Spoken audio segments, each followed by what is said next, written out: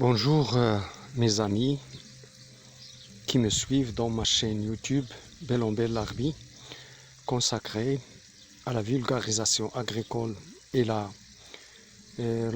protection de l'environnement.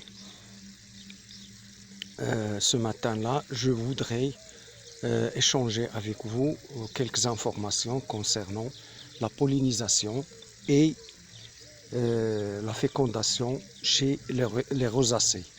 Nous sommes maintenant devant un pommier.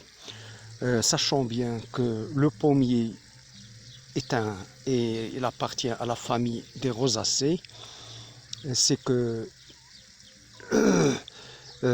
les pétales et les calices et tout, ils partent par 5. Regardez avec moi, toutes les fleurs sont en nombre de 5. Autre chose à vous dire sur cette espèce, c'est que la fécondation se fait de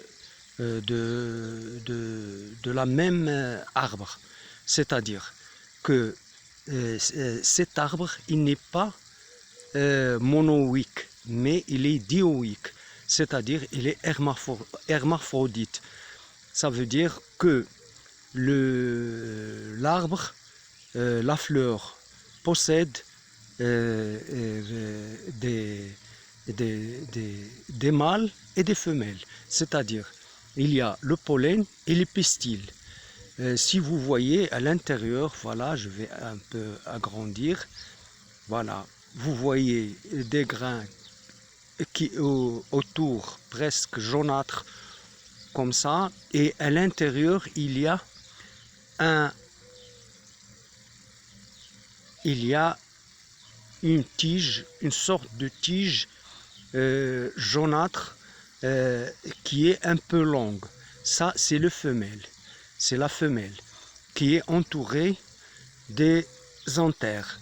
Alors, qu'est-ce que font les abeilles? Voilà, prenons un exemple. Voilà.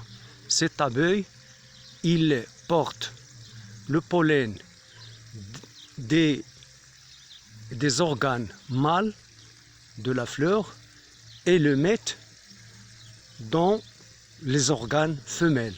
Et de cette façon, on obtient le fruit, ou bien on dit que la fécondation est réalisée.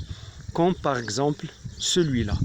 Ce feuille-là, et puis les pétales n'auront plus de rôle, ils tombent toutes seules, et voilà le futur grain qui apparaîtra, et tout tombera comme ça, comme cette fleur. Voilà, ça, il est en train de faire apparaître un grain, c'est-à-dire ici, on dit bien que la fécondation est réalisée.